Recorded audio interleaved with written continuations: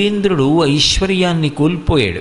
కోల్పోయిన తరువాత తాను పడినటువంటి కష్టాలకి తానే పశ్చాత్తాపాన్ని పొంది తిరిగి మళ్ళీ లక్ష్మీదేవి యొక్క అనుగ్రహం పొందడానికి కావలసినటువంటి విధానాన్ని తెలుసుకోవడానికి చతుర్ముఖ బ్రహ్మగారిని ఆశ్రయించాడు.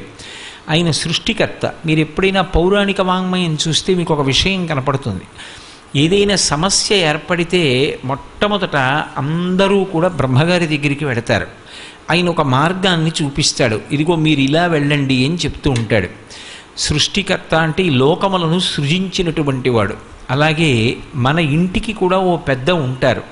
ఒక సమస్య ఏర్పడినప్పుడు ఆ ఇంటి పెద్దని ఆశ్రయించి వారు ఇచ్చినటువంటి మార్గదర్శనంలో మనం ప్రవర్తించగలగాలి. అది గుణములను కలిగి ఉండుట అంటే వారి మాట మీద ఒక విశ్వాసం, వారి మాట మీద ఒక గౌరవాన్ని ఉంచడం, వారికి పెద్దరికాన్ని ఇవ్వడం. అంతేకాని వయస్సుని దృష్టిలో పెట్టుకుని కేవలం ఏదో యాంత్రికంగా ఒక నమస్కారం చేసి వారి మాట తిరస్కరించడం కాదు. వారు అనుభవంతో చెప్పినటువంటి మాటకి ఒక ప్రాధాన్యత ఇచ్చి పరిశీలించగలిగినటువంటి అధ్యవసాయంతో కూడుకున్నటువంటి బుద్ధిని కలిగి ఉండేటటువంటి స్థితికి వినయము అని పేరు. అటువంటి స్థితిని పొందాలి. అందుకే బ్రహ్మగారిని వెళ్ళి అడుగుతారు. బ్రహ్మగారు శ్రీ మహావిష్ణువుని ఆశ్రయించమన్నారు. వాళ్ళందరూ శ్రీ మహావిష్ణువుని స్తోత్రం చేశారు. మీరు జాగ్రత్తగా గమనిస్తే అనేక సందర్భాలలో అసలు శ్రీ మహావిష్ణువు దర్శనమివ్వరు, ఆయన వాక్కు వినపడుతుందంతే. ఈ సందర్భంలో ఆయన ఒక మాట చెప్పారు. పోగొట్టుకున్నటువంటి లక్ష్మిని తిరిగి పొందాలి అంటే క్షీరసాగర మథనం చెయ్యాలి. ఆ క్షీరసాగర మథనం చెయ్యాలి అంటే దానికి కొన్ని సంభారములు కావాలి. ఆ పాల సముద్రంలోకి పట్టుకెళ్ళి అనేకమైనటువంటి లతలు, ఓషధులు మొదలైనటువంటి వాటిని నింపాలి. తర్వాత మందర పర్వతాన్ని కవ్వంగా చేసుకోవాలి. వాసుకుని తీసుకొచ్చి తాడుగా చుట్టాలి. ఈ ప్రక్రియలో నేను మీకు సహాయపడతాను. ఈశ్వరుడి యొక్క సహాయం లేకుండా అసలు ఏ కార్యమూ నెరవేరదు. ఇది బాగా జ్ఞాపకం పెట్టుకోవలసినటువంటి విషయం. లక్ష్మీ కటాక్షం కావాలి అని కోరుకునేటటువంటి వ్యక్తి కేవలము తన యొక్క సమర్థత చేత తాను ఒక కార్యాన్ని చాలా కష్టపడి నిర్వహిస్తే ఫలితం వచ్చేస్తుంది అనేటటువంటి మాటకి సనాతన ధర్మంలో ప్రామాణికత లేదు. అందుకే సుందరకాండలో సీతమ్మ కూడా ఒక మాట చెప్తుంది. కచ్చిదాశాస్తి దేవానాం ప్రసాదం పార్థివాత్మజ కచ్చిత్ పురుషకారంచ దైవంచ ప్రతిపద్యతే అంటుంది. పురుషకారమునకు దైవము యొక్క సహాయము తోడు కావాలి. నేను నా వంతు ప్రయత్నం నేను చెయ్యాలి. కానీ ప్రయత్నం చేసేటప్పుడు ఒక్కటి జ్ఞాపకం పెట్టుకోవాలి. 99 పాళ్ల నా ప్రయత్నానికి ఒక్క పాళ్ళు భగవంతుని యొక్క అనుగ్రహం కలిసి రాకపోతే ఆ కార్యము నెరవేరదు. అందుకే భగవద్భక్తి అనేటటువంటి మాటకి అంత విశేష ప్రాధాన్యత ఉంటుంది. ఈశ్వరుడు ఉన్నాడు అని నమ్మి ఆయన మీద భారం ఉంచి కార్యక్రమాన్ని నెరవేర్చడానికి కావలసినటువంటి సమర్థతని నాకు ఇవ్వడంతో పాటుగా అది ఫలవంతమయ్యేటట్టుగా చెయ్యగలిగిన శక్తి నీ చేతులలో ఉంది అని నమ్మి ఈశ్వరుడికి నమస్కరించడం పరిపూర్ణమైనటువంటి భక్తి. అందుకే మీకు నేను తోడుగా ఉంటాను అన్నారు శ్రీ మహావిష్ణువు. అందుకే క్షీరసాగర మథనంలో ఎప్పుడెప్పుడు వైక్లభ్యములు ఏర్పడతాయో అప్పుడప్పుడు ఆయన వచ్చి ఆదుకుంటారు. ఒకప్పుడు ఆ మందర పర్వతం పాలసముద్రంలోకి దిగిపోతోంది. ఆదికూర్మమై వచ్చి నిలబడ్డారు. తీరా అమృతోత్పాదనమైన తరువాత అమృతాన్ని రాక్షసులు పొందబోయారు. మోహినీ స్వరూపంలో వచ్చి దేవతలకు అందేటట్టు చేశారు. మనం ఈశ్వరుణ్ణి నమ్మి ప్రయత్నాన్ని ప్రారంభం చేస్తే ఆ ప్రయత్నంలో మన చేయి దాటి జరిగేటటువంటి పరిణామాలని ఈశ్వరుడు దిద్దుతాడు. దిద్ది దాన్ని ఫలవంతం చేస్తాడు. అందుకే వారు ఆ స్వామి చెప్పినటువంటి మాట యందు పరిపూర్ణమైన విశ్వాసంతో క్షీరసాగర మథనాన్ని ప్రారంభం చేశారు. ఆ పాలవిల్లి లోపల అప్పటికప్పటికి మందరాగము తిరుగన్ చెప్పెడిదేమున్నది అజుని చెవులు చిందరగునియన్ అన్నారు. ఆ మందర పర్వతాన్ని పాలసముద్రంలోకి దించి వాసుకుని చుట్టి ఆ క్షీరసాగర మథనం చేస్తుంటే వచ్చినటువంటి చప్పుట్ట ఎంత భయంకరంగా ఉందంటే ఆఖరికి సమాధి స్థితిలో ఉండి సృష్టి చేసేటటువంటి చతుర్ముఖ బ్రహ్మగారి చెవులు కూడా గింగురుమన్నాయిట. అప్పాలవెల్లి లోపల అప్పటికప్పటికి మందరాగము తిరిగెన్ చప్పుడు నిండెన జాండము చెప్పిడిదే మజుని చెవులు చిందరగొనియన్. బ్రహ్మాండమంతా కూడా చర్ చస్ అనేటటువంటి చప్పుళ్లతో నిండిపోయింది. మొట్టమొదట హాలాహలం వచ్చింది. ఆ హాలాహలాన్ని పరమేశ్వరుడు పుచ్చుకున్నాడు. హాలాహలం తర్వాత ఒక్కొక్కటి దివ్యమైనటువంటి వస్తువులు ఉత్పాదనమయ్యాయి. ఒక్కొక్క దాన్ని ఒక్కొక్కరు పంచుకున్నారు. అలా ఆ క్షీరసాగర మథనం జరుగుతుండగా అకస్మాత్తుగా అందులోంచి లక్ష్మీదేవి ఆవిర్భవించింది. ఆ ఆవిర్భవించేటటువంటి స్థితిలో ఆ తల్లి లోకములనన్నిటినీ కూడా అనుగ్రహించడం కోసం వచ్చినటువంటి తల్లి కదూ. అందుకని అసలు ఆవిడ క్షీరసాగరంలోంచి పైకి పద్మంలోంచి ఆవిర్భవిస్తూ ఉంటే ఆవిడ పైకి వస్తున్నప్పుడే తల దగ్గర నుంచి కదూ కనపడుతుంది. పాలసముద్రంలోంచి పైకి వస్తోంది అంటే మనకి లలితాదేవి యొక్క ఆవిర్భావ సమయంలో ఎలా అయితే తల దగ్గర నుంచి పాదాల వరకు చెప్తారో అలాగే లక్ష్మీదేవి కూడా పాలసముద్రంలోంచి పైకి తేలినప్పుడు తల దగ్గర నుంచి ఆ పద్మములో కూర్చున్నటువంటి తల్లి యొక్క పాదముల వరకు దర్శనం. అందులో అసలు ఆవిడ పైకి వస్తుంటేనే ఎంత వైభవంగా తల్లి పైకొచ్చింది అంటే తొలకారు మెరుగుక ఈవడి. ఆ తొలకరి ప్రారంభమయ్యేటటువంటి సమయంలో ఆకాశంలో వచ్చేటటువంటి మెరుపు సౌదామిని అంటాం. ఆ సౌదామిని ఆ మెరుపు మొట్టమొదట వస్తుంది, కంటిని ఆకర్షిస్తుంది. మెరుపుకుండేటటువంటి లక్షణం ఏమిటి అంటే అది ఎక్కడ ఉండనివ్వండి తళుక్కుమని మెరిస్తే కంటికి ఆ మెరుపు తగిలి ఒక్కసారి అందరూ దాని వంక చూస్తారు. లక్ష్మీదేవి వంక చూడడం కూడా అలాగే ఉంటుంది. లోకమంతా ఆమె కటాక్షం కోసం. అందుకే తొలకారు మెరుగుకైవడి తలతలమని మేమి మెరయ ధగధగమనుచున్. ఆ తల్లి చూపుల కలుములలీనుచు. అలాగే చెలువంబులు మొదట పుట్ట మొదటి టెంకి సిరి పుట్టెన్రుపా అంటారు పోతన గారు భాగవతంలో క్షీరసాగర మథన ఘట్టాన్ని వర్ణిస్తూ. తలతలమని మేని మెరయ ధగధగమనుచున్ అంతా కూడా కాంతులే చెప్తారు. దీంట్లో మీరు బాగా గమనించవలసిన విషయం ఏమిటంటే లక్ష్మీదేవి యొక్క వైభవాన్ని ఎక్కడ చెప్పినా సరే మెరుపు తీగతో చెప్తారు. ఎందుకని మెరుపు తీగతో చెప్తారు అంటే అన్నిటిలోకి తొందరగా కంటిని ఆకర్షించేది ఏది అంటే మెరుపు. చీకటిగా ఉందనుకోండి, చీకట్లో సౌదామిని విద్యుల్లత ఒక మెరుపు మెరిసిందనుకోండి మబ్బు మీద, ఆ మెరుపు మెరవగానే ఎటువైపు నుంచి ఆ మెరుపు మెరిసిందో అటువైపుకి ఆ కాంతి కంటిని లాగుతుంది. ఆవిడ కూడా ఒక మెరుపు తీగలా ఉంటుంది. ఆ మెరుపు తీగ ఒక్కసారి అలా తటిల్లత వెలిగిందనుకోండి లోకమంతా కూడా వెలుగులో కనపడుతుంది. లక్ష్మీదేవి లోకముల వంక చూసేటటువంటి స్థితి అలా ఉంటుంది. ఆవిడ కన్ను విప్పి ఒక్కసారి చూసిందనుకోండి ఆ చూపుల చేత లోకములన్నీ బ్రతుకుతాయి, చైతన్యాన్ని నింపుకుంటాయి. అంతటి గొప్ప స్థితిలో చూపిస్తుంది. అందుకే పోతన గారు ఆ చిన్న పద్యం అంతా కూడా మెరుపులతోటే తీసుకెళ్ళారు. తొలకారు మెరుగుక ఈవడి తలతలమని మేను మెరయ ధగధగమనుచున్. ఆవిడ శరీరం అంతా కూడా తళుక్కని మెరిసిపోతోంది, ధగధగమంటోంది. రెండు కాంతికి సంబంధించినటువంటి విశేషాలే. ఇప్పుడు మీరు ఒక్కటి గమనించాలి, అంత కాంతివంతంగా ఆవిడ కనపడుతుంటే అసలు అంగప్రత్యంగముల వంక చూసే అవకాశం ఉండదు, కన్ను ఆకర్షింపబడుతుంది. అది లక్ష్మి అని పిలవబడడానికి కారణం అది. ఆవిడ లోకములనన్నిటినీ చూస్తుంది, అందరూ ఆవిడ వంక చూస్తారు. ఆవిడ చూపుల కోసం సమస్త జగత్ తహతహలాడుతుంది. ఆవిడ క్రీగంటి చూపు పడితే చాలని. అందుకే లలితాదేవి ఆవిర్భావంలో చెప్పినట్టుగా తల నుంచి పాదముల వరకు వర్ణించారు, మొత్తం ఒక కాంతి పుంజం కింద చెప్పారంతే.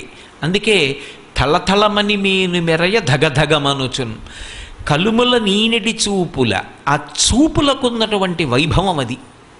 లక్ష్మీదేవి యొక్క అనుగ్రహము అన్న మాటకు అర్థం ఏమిటంటే కేవలం ఆవిడ ఒక్క చూపు చూస్తుంది ప్రసన్నంగా. ఆవిడ చూపు ఎక్కడ పడుతుందో అక్కడ పడిన ఉత్తర క్షణంలో ఇక అలా ఇలా ఉండదు, ఇక ఐశ్వర్యం. అది ఉత్సాహం కానివ్వండి, సంతోషం కానివ్వండి, పూనిక కానివ్వండి, అక్కడ ఉండేటటువంటి సంపద కానివ్వండి, అవన్నీ కూడా అంత పుష్కళత్వాన్ని పొందుతాయి, అంత సంతోషంగా ఉంటుంది. అందుకే ఆవిడ చూపులలోంచే అంతటి అనుగ్రహ ప్రసరణం చేసింది. అందుకే ఐశ్వర్యం ఎక్కడి నుంచి ఇస్తుంది అంటే ఆమె యొక్క చేతిలోంచి ఇస్తుంది అని చెప్పడం సాధ్యం కాదు. అందుకే లక్ష్మీ కటాక్షము అంటూ ఉంటారు. ఆవిడ చూపు పడితే చాలు, ఒక్కసారి అలా ప్రసన్నంగా చూసిందా, ఇక అక్కడ ఎంత ఐశ్వర్యం ఏర్పడుతుంది అనేటటువంటి దాని గురించి చెప్పడం ఎవరికీ సాధ్యం కాదు. అయితే మీరు ఒక్క విషయం జ్ఞాపకం పెట్టుకోవాలి. నేను ఐశ్వర్యము ఐశ్వర్యము ఐశ్వర్యము అన్న మాట వాడుతున్నప్పుడు కేవలము నేను సంపద గురించి మాట్లాడుతున్నాను అని మీరు అనుకోకూడదు. కేవలం ధనం ఒక్కదాని గురించి నేను మాట్లాడటం లేదు. శ్రీ సూక్తం అలా మాట్లాడలేదు. కేవలం డబ్బొక్కటే లక్ష్మీదేవి ఇస్తుంది అని నిర్ధారణ చేయకూడదు. లక్ష్మి అంటే జీవితాన్ని పండించగలిగినటువంటి శక్తి. ఆవిడ ఇది ఇస్తుంది ఇది ఇవ్వదు అని ఉండదు. ఆవిడ దేన్నైనా ఇవ్వగలదు. అందుకే కలుముల నీనెడి చూపుల, ఆమె చూపుల చేత సమస్తమైన ఐశ్వర్యాన్ని ఇవ్వగలిగినటువంటి తల్లి అయి ఆవిడ చెలువంబుల మొదటి టెంకి సిరి పుట్టె నృపా. ఆమె ఈ లోకానికంతటికీ కూడా అద్భుతమైనటువంటి సౌందర్యరాశి, లోకమాత మొట్టమొదట సృజింపబడింది అన్నారు. అంటే మళ్ళీ క్షీర సముద్రంలోంచి ఆమె తల్లి క్షీరసాగరానికి కుమార్తెగా ఉద్భవించింది. ఇది ఆమె యొక్క అవతార స్వీకారమునందుండేటటువంటి తత్వం. ఇప్పుడు ఆవిడ క్షీరసాగరంలోంచి వచ్చింది, పాలసముద్రానికి కూతురు. పాలసముద్రానికి ఆవిడ కూతురు కాబట్టి ఇంతకుముందు ఆవిడ లేనిది ఇప్పుడే వచ్చింది అని చెప్పడం కుదురుతుందా? కుదరదు. ఆమె ఇంతకుముందు కూడా ఉంది, ఇంతకు ముందు ఉన్నది, అప్పుడు ఉన్నది, ఎప్పుడూ ఉంటుంది. కానీ ఇందులో ఒక పెద్ద రహస్యం మాత్రం ఉంటుంది. ఆమె ఇలా చాలామందికి కుమార్తెగా వస్తుంది. ఒకప్పుడు క్షీరసాగరానికి కుమార్తెగా వచ్చింది, ఒకప్పుడు భృగువుకి కుమార్తెగా వచ్చింది, ఒకప్పుడు జనక మహారాజు గారికి కుమార్తెగా వచ్చింది, ఒకప్పుడు ఆకాశరాజుకి కుమార్తెగా వచ్చింది.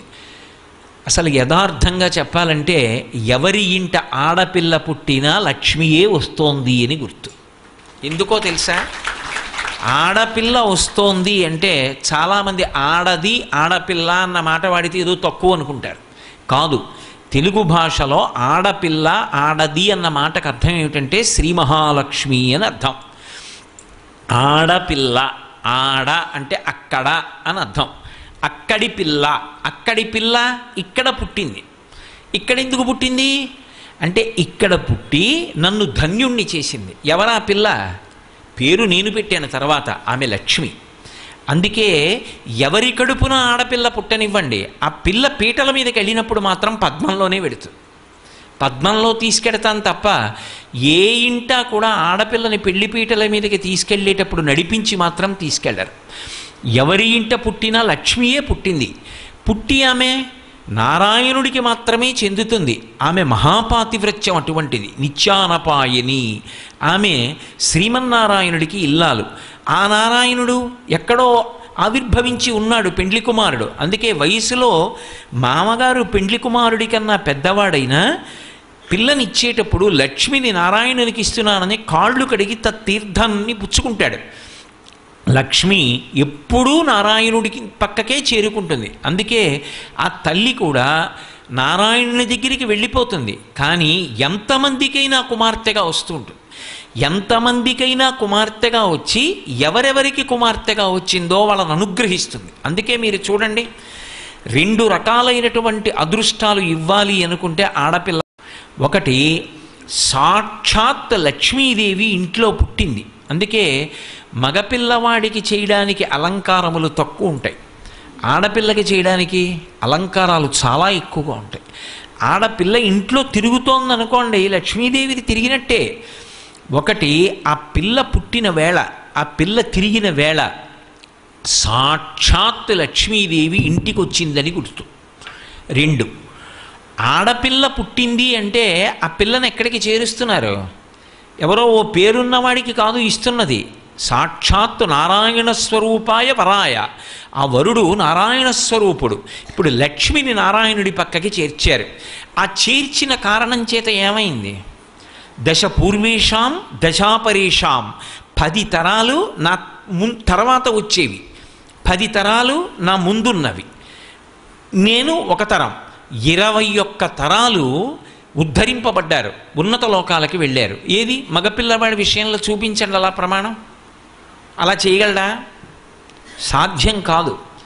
అమ్మవారు అనుగ్రహిస్తే ఆ తల్లి వీళ్ళని నేను విశేషమైనటువంటి ఫలితము చేత సత్కరించాలనుకుంటున్నాను అనుకుంటే ఆడపిల్లగా వస్తుంది. అందుకే ఆడది ఆడపిల్ల ఈ మాటలు తక్కువతనమని ఎవడనుకున్నాడో నాకు అర్థం కాదు. అంతకన్నా గొప్ప మాట లోకంలో ఇంకోటి ఉండదు. ఆడపిల్ల అంటే నారాయణుని సొత్తు, శ్రీ మహాలక్ష్మి అని దానికి అర్థం. కాబట్టి ఇప్పుడు ఆ పిల్ల ఇక్కడ పుట్టింది, అక్కడికి వెళ్ళింది, ఇప్పుడు ఇక్కడ వంశాన్ని వదిలేసింది, ఇంటి పేరు వదిలేసింది, ఇక్కడ ఉన్నవారిని విడిచిపెట్టేసింది, భర్త చెయ్యి పట్టుకుని వెళ్ళిపోయింది. ఇప్పుడు ఆమె అక్కడ మహాపతివ్రత అయి ప్రవర్తించింది. ఎవరు తరిస్తారు అంటే కేవలము అత్తవారు కాదు, ఆ పిల్ల నడవడి చేత 2 వంశములు తరిస్తాయి. పుట్టింటివారు మెట్టినింటివారు 2 వంశాలు తరిస్తాయి. అది మగపల్లవాడి విషయం అయితే వాడు ఎక్కడ పుట్టాడో ఆ వంశం తరిస్తుంది. కానీ ఆడపిల్ల 2 వంశాలని తరింపజేస్తుంది. అందుకే అసలు ఆడపిల్ల వచ్చింది అంటే లక్ష్మీదేవే వచ్చింది. అందుకే శ్రీరామాయణంలో వాల్మీకి మహర్షి ఒక చమత్కారం చేయించారు. జనక మహారాజు గారు కన్యాదానం చేస్తున్నప్పుడు ఈయం సీత మమ సుత సహధర్మచరీతవా ప్రతీచ్ఛ చైనాం భద్రం తే పాణిం గృహ్ణీష్వ పాణిన పతివ్రత మహాభాగా ఛాయేవానుగతా సదా అన్నారు. మమ సుత దగ్గర నుంచి మీరు చూడండి, పేరు సీత. సీత అంటే నాగటి చాలుకు పుట్టింది, ఆవిడ పెట్టుకుంది పేరు. నిజానికి ఆ పుట్టిన పిల్ల లక్ష్మి. సీత లక్ష్మీవాచకం. నా ఇంట బిడ్డ పుట్టినా కూడా ఆడపిల్ల పుడితే ఆమె ఇయం సీత మమసుత, నాకు కూతురుగా వచ్చింది. ఎందుకని? నాకు అనుగ్రహాన్ని ఇవ్వాలనుకుంది. ఆడపిల్ల ఇంటికి వచ్చింది అంటే లక్ష్మీదేవి ఇంటికి వచ్చినట్టే. అందుకే మీరు వేదంలో ఉన్నటువంటి మంత్రాల తాత్పర్యాన్ని గమనిస్తే ఒక పిల్లవాడికి పెళ్ళయింది అంటే అతని ఐశ్వర్యమంతా ఎవరిది అంటే అతనిది కాదు, ఇల్లాలు అంటారు. ఆ ఇంటి యొక్క గృహిణికి చెందుతుంది. అందుకే ఒకప్పుడు దేవేంద్రుడు లక్ష్మీదేవిని దర్శనం చేసి స్తోత్రం చేశాడు. చేసినప్పుడు ఆవిడ నేను ఎక్కడెక్కడ ఉంటానో తెలుసా అని తాను ఎన్ని చోట్ల ఎన్ని రూపాలతో ఉంటుందో చూపించింది. చూపించినప్పుడు కైలాసే పార్వతీత్వంచ క్షీరోధే సింధుకన్యక స్వర్గే చ స్వర్గలక్ష్మిస్తం మర్త్యలక్ష్మిశ్చ భూతలే వైకుంఠే చ మహాలక్ష్మిర్దేవదేవీ సరస్వతి గంగా చ తులసీత్వంచ సావిత్రి బ్రహ్మలోకగా కృష్ణ ప్రాణాధిదేవీత్వం గోలువుకే రాధికా స్వయం రాసే రాసేశ్వరీత్వంచ బృందా బృందావని కృష్ణప్రియాత్వం భాండీరే చంద్రా చందనకాననే విరజా చంపకవనే శతశృంగే చ సుందరి పద్మావతి పద్మవనే మాలతీ మాలతీవనే కదంబమాలాత్వం దేవీ కదంబ కాననీపి చ రాజ్యలక్ష్మి రాజగేహే గృహలక్ష్మి గృహే గృహే ఇత్యుక్త్వా దేవతాః సర్వే మనయో మనవస్తథా రుర్దుర్నవదనా శుష్కకంఠో తాలుకాః ఇతి లక్ష్మీస్తవం పుణ్యం సర్వదేవైః కృతం శుభం ఎప్పటేత్ ప్రాతురుద్ధాయ సవైః సర్వం లభేత్రువం అభార్యో లభతే భార్యాం వినీతాం వసుతాం సతీం సుశీలాం సుందరీం రమ్యాం అతిసుప్రియవాదినీం పుత్రపౌత్రవతీం శుద్ధాం కులజాం కోమలాం వరాం అపుత్రో లభతే పుత్రం వైష్ణవం చిరజీవినం పరమైశ్వర్యయుక్తం చ విద్యావంతం యశస్వినం భ్రష్టరాజ్యో లభేద్రాజ్యం భ్రష్టశ్రీ లభతే శ్రియం అని దానికి ఫలశ్రుతి కూడా చెప్పాడు ఇంద్రుడు. ఈ స్తోత్రం లక్ష్మిని ఉద్దేశించి చదివింది కాబట్టి పెళ్లి కాని మగపిల్లలు ఎవరైనా ఈ స్తోత్రాన్ని నియమంగా అమ్మవారి దగ్గర చదివితే అతనికి భార్యగా ఎవరు రావాలి? ఎక్కడో లక్ష్మీదేవి పుట్టివాడు నారాయణుడు కావాలి. కాబట్టి ఎటువంటి పిల్ల భార్యగా వస్తుంది అంటే ఆమె సుశీలాం సుందరీం రమ్యాం అతిసుప్రియవాదినీం పుత్ర పౌత్రవతీం శుద్ధాం కులజాం కోమలాం వరాం. ఆమె సుశీల, మంచి నడవడి కలిగినటువంటిది, చక్కగా మాట్లాడేటటువంటిది, పుత్రుల్ని పౌత్రుల్ని పొందేది, ఆ భర్త యొక్క ఆయుర్దాయాన్ని నిలబెట్టగలిగినటువంటి నడవడి కలిగినటువంటిది మహాపతివ్రత. అటువంటి స్త్రీ భార్యగా లభిస్తుంది. లక్ష్మీదేవి యొక్క స్తోత్రము అంత గొప్పదిగా వర్ణింపబడింది. అందులో ఆ తల్లి దర్శనమిచ్చింది. నేను ఎక్కడ ఉంటాను అంటే కైలాసే పార్వతీత్వంచ క్షీరోధే సింధుకన్యక. కైలాసంలో పార్వతీదేవిగా, వైకుంఠంలో లక్ష్మీదేవిగా, బ్రహ్మలోకంలో సరస్వతిగా, ఒక మహారాజు గారి దగ్గర రాజ్యలక్ష్మిగా, ప్రతి ఇంటి ఇల్లాలు గృహలక్ష్మి అయినప్పుడు ఐశ్వర్యమంతా ఎవరిది? ఆమెది. అందుకే ఇల్లు అన్న మాటకు అర్థం ఏమిటంటే ఇటకలతో కట్టినది ఇల్లు కాదు. ఇల్లు అన్న మాటకు అర్థం ఏమిటంటే గృహిణి, గృహముచ్యతే. గృహము అని ఎప్పుడు పిలుస్తారంటే దాని యందు ఇల్లాలు ఉన్నంత కాలమే గృహము. పురుషుడు ఎంత బడలిపోనివ్వండి, ఆమె నవ్వుతూ పిలిచి ఒక్క పాత్రతో కాస్త పళ్ళరసం ఇచ్చిందనుకోండి సేద తీరుతాడు. ఆమె ఒక్క నవ్వు నవ్విందనుకోండి సేద తీరుతాడు. ఆమె ఒక మాట మాట్లాడితే సేద తీరుతాడు. ఎంత ఐశ్వర్యం ఉండనివ్వండి, ఎన్ని కోట్లు ఉండనివ్వండి, ఆమె వెళ్ళిపోయిన తరువాత ఆ ఇంట్లోకి వెళ్ళినటువంటి పురుషుడికి ఏ మనశ్శాంతి ఉంటుంది? గృహము అంటే మేడ కాదు, భార్యయే గృహము. అందుకే గృహలక్ష్మి గృహే గృహే. లక్ష్మీదేవి దర్శనం ఎక్కడవుతుంది అంటే చాలా తేలిక. దర్శనం చెయ్యాలన్న కోరిక ఉండాలి, కానీ నా భార్య లక్ష్మీ స్వరూపయే, నా పక్కింటి వారి భార్య సాక్షాత్ లక్ష్మి, ఆ భావన నీకు ఉండాలి. కానీ ఆ భావన చాలు నీకు లక్ష్మీ కటాక్షం కలగడానికి హేతు అవుతుంది. దేశానికి అరిష్టం ఎప్పుడు పట్టుకుంటుంది అంటే కనపడినటువంటి ప్రతి ఇల్లాలి వంక కూడా చూడకూడని చూపు చూస్తే అది దోషభూయిష్టం అవుతుంది.